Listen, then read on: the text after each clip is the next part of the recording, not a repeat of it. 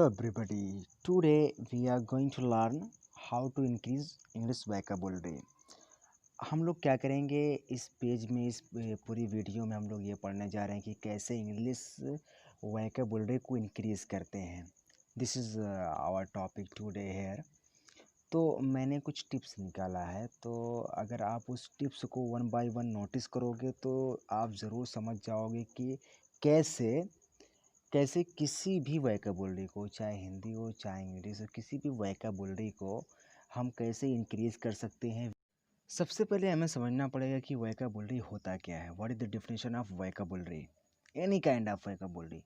तो डेफिनेशन बहुत सिंपल है. वोकैबुलरी का मतलब ये हुआ शब्दों का समूह. जहाँ पर शब्दों का समूह मिले उसको बोलेंगे वोकैबुलरी. ठीक है. Our first option is passion. Now we are going to learn what passion is.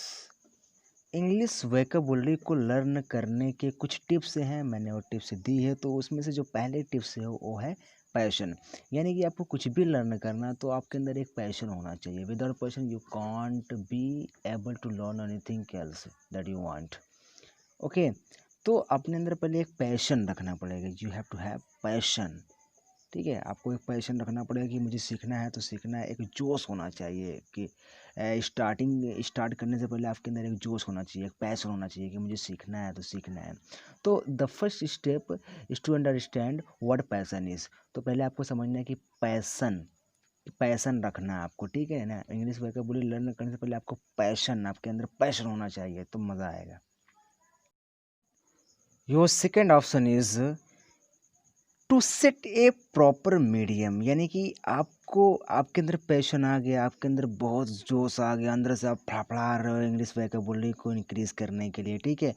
उसके बाद पैशन, सिर्फ पैशन होने से कुछ होता नहीं है. ठीक है ना. जैसे कहते नहीं कि सिर्फ आप हार्ड वर्क कर रहे हो, तो सिर्फ हार्ड वर्क करने से कुछ होता नहीं. यानी कि हार्ड वर्क जो कर रहे हो उसकी दशा और दिशा दोनों मेंटेन्ड होनी चाहिए. यानी कि जो भी हार्ड वर्क कर रहे हो, जिस भी फील्ड में आप जाना चाहते हो, वो वही फील्ड होनी चाहिए जो आप कर रहे हो.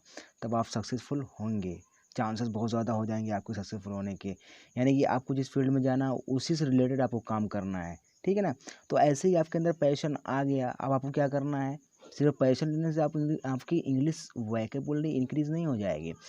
सेकंड ऑप्शन है सेट ए प्रॉपर मीडियम. आपको एक मीडियम यानी कि एक, नहीं बोलते हैं, ऐसा रास्ता चुनना पड़ेगा जहाँ से आपको इंफॉर्मेशन लेनी है. Medium is just information. समझ गए ना. Medium is just a way to getting information.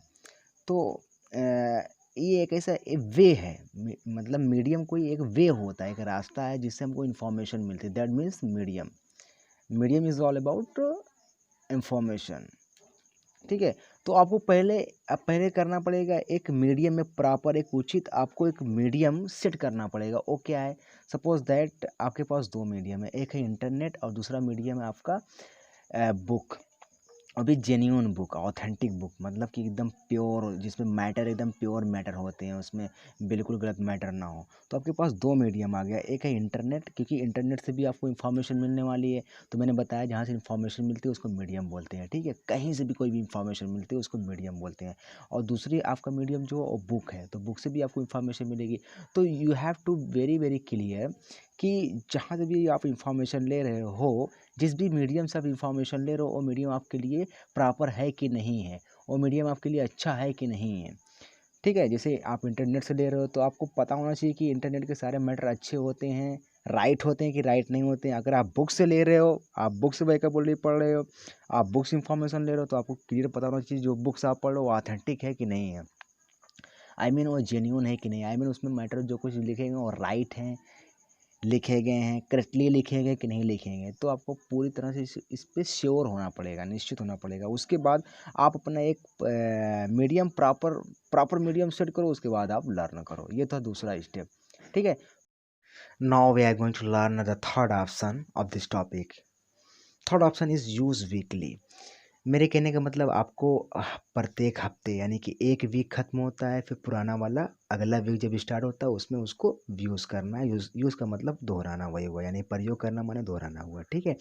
यानी कि आप क्या करोगे, आप एक हफ्ते पूरी वोकैबुलरी पढ़ोगे. मान लीजिए आप एक दिन में 100 यानी कि 100 वर्ड्स आप याद कर रहे हो।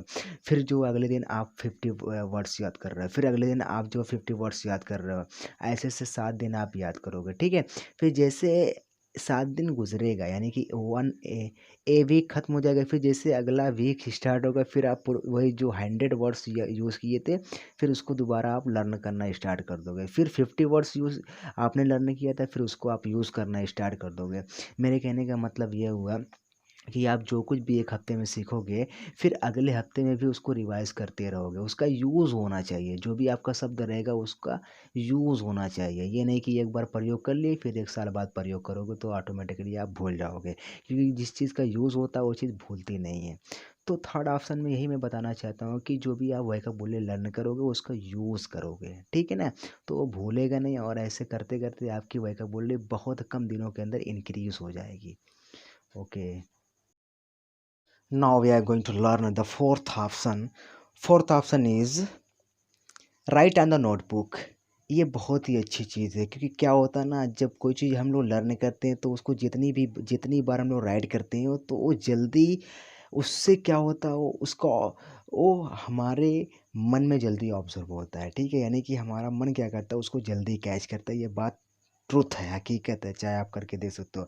यानी कि अगर आप चाहते हो, मैं ये नहीं कह रहा कि आप करो, लेकिन अगर आप ऐसे ही लर्न कर ले जाते हो ज़बानी तो बहुत अच्छा। अगर आपको कोई प्रॉब्लम होती है लर्न करने में इंग्लिश वोकैबुलरी, तो आपके पास ये चौथा ऑप्शन बहुत अच्छा ऑप्शन है। आप क्या कर सकते हो, अपने नोटबुक में उसको लिख सकते हो। यानी कि जो भी आप लर्न करोगे, मान लीजिए एक दिन में आपने 100 वर्ड्स लर्न किए या 50 वर्ड्स लर्न किए, तो आप चाहो तो 2 घंटे बाद, 1 घंटे बाद, पहले आप ज़बानी उसको पढ़ लो, ओरली उसको पढ़ सकते हो, ओरली याद कर सकते हो, फिर आप चाहो तो अपनी नोटबुक पे लिख सकते हो। नोटबुक पे लिखने से क्या होगा, टाइम टेकिंग है, मतलब थोड़ा टाइम लगेगा। उसमें क्या होगा, आपका ऑब्जर्वेशन जो होगा, the observation of the mind, वो बहुत तेज़ी से इंक्रीज़ करेगा, ठीक है।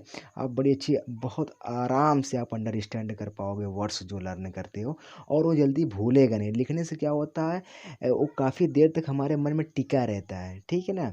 And we are able to understand it, and we are able to speak all the words that we learn. जो कुछ भी हम पढ़ते हैं, अगर हम उसको लिखते हैं तो बहुत आराम से उसको हम बोल ले जाते हैं, मतलब कोई पूछेगा तो बोल ले जाते हैं। तो it is also good option. Now we are going to learn the fifth option, use in your sentence. जो कुछ भी आप लर्न करते हो, अगर आप चाहते हो कि वो टिका रहे और वो अच्छा हो जाए, तो आप उसको अपने सेंटेंस में यूज़ भी कर सकते हो। मैं आपको फोकस नहीं कर रहा इसके लिए, मैं आपको कंपेल नहीं कर रहा, मजबूर नहीं कर रहा, ये आपके ऊपर। अगर आप चाहो तो जो कुछ भी वोकैबुलरी लर्न करते हो उसको अपने सेंटेंस में आप यूज़ कर सकते हो, और टिका रहेगा काफ़ी दिन तक, ठीक है। लेकिन इसमें एक फ़ायदा ये है कि जो भी शब्द आप यूज़ करोगे अपने सेंटेंस में, उसमें आप क्या क्या होगा, आप सेंटेंस बनाना सीख जाओगे। मान लेते हैं आपने 5 वर्ड्स आपने लर्न किया, वोकैब 5 वर्ड्स वोकैबुलरी आपने लर्न की, फिर उस 5 वर्ड से आप सेंटेंस बनाना चाहोगे तो 5 सेंटेंस बना ले जाओगे आराम से। तो इसमें एक फ़ायदा ये है सेंटेंस बनाने में, नंबर 1, वो जो कुछ भी शब्द आप यूज़ कर रहे हो वो टिका रहेगा, ठीक ही, क्योंकि लिखोगे तो लिखने से क्या होता है, ज़्यादातर हमारा मन क्या होता है, बहुत जल्दी उसको पकड़ता है, बहुत जल्दी कैच करता है, बहुत जल्दी हम लोग अंडरस्टैंड कर ले जाते हैं उस चीज़ को। और नंबर 2 क्या होगा, आपका फ़ायदा जो है वो ये है कि जो आप सेंटेंस लिखोगे तो जो शब्द रहेगा उससे आप जितने भी सेंटेंस बनाओगे उससे आप आपका फ़ायदा है, ये सेंटेंस बनाना आप सीख जाओगे, ठीक है। इसमें ये चीज़ें हैं। Now we are going to learn the last and most important option, share your friends. बहुत अच्छा ऑप्शन है, क्योंकि इसको मैंने फॉलो किया था। मैं आपको जेन्युइनली बता रहा हूँ, झूठ बिल्कुल नहीं बोलूँगा।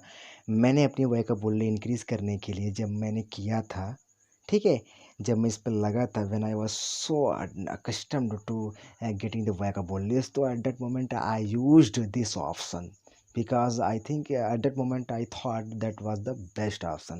This is why I am telling you. उस समय मेरे लिए बहुत अच्छा ऑप्शन था, इसीलिए मैं आपको बता रहा हूँ। आप ज़रूर इसको फॉलो करना, जो ये सिक्स्थ ऑप्शन है, that must be beneficial for you all. Here the option is share your friends. यानी कि अगर आप चाहते हो कि आपकी वोकैबुलरी बहुत कम दिनों में बहुत ज़्यादा हो जाए, यानी बहुत अच्छी हो जाए, और बहुत ज़्यादा लर्न कर लो, और ये नहीं कि सिर्फ लर्न ही कर लो, अगर आपसे कोई पूछे तो उसको बता ले जाओ। अगर आप चाहते हो कि ऐसा हो, तो ये ऑप्शन मैंने अपनाया था, इसको मैंने 2-3 साल पहले ये ऑप्शन मैंने अपनाया था और उससे मुझे बहुत ज़्यादा प्रॉफ़िट हुआ था। बहुत ज़्यादा आप कह सकते हो मैंने गेन किया था, लाभ मुझे हुआ था। और ये है कि शेयर योर फ्रेंड्स, जो कुछ भी आप लर्न कर रहे हो अपने फ्रेंड को उसको शेयर करो। क्या होता था, शेयर करने के लिए भी कई मीडियम आप चूज़ कर सकते हो। मान लेते हैं आपने 100 वोकैब्युलरी लर्न की, तो अपने दोस्तों को शेयर कर रहे हो तो उसका कई ऑप्शन हो सकता है, कई मीडियम हो सकता है शेयर करने का। मान लेते हैं पहला ऑप्शन जो हो सकता है वो सोशल नेटवर्किंग साइट हो सकता है।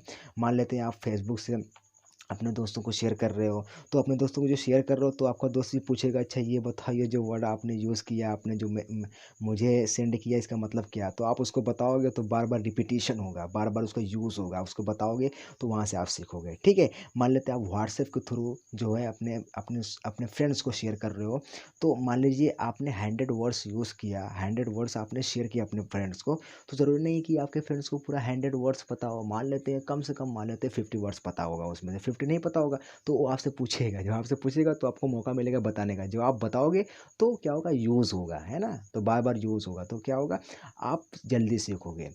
और दूसरा जो ऑफ़लाइन तरीका होता है, जो मैं करता था ऑफ़लाइन तरीका ये था, हम कुछ गाँव के दोस्त थे, ठीक है? तो हम लोग क्या करते थे कि साथ में मिलते थे, नाइट में बैठते थे।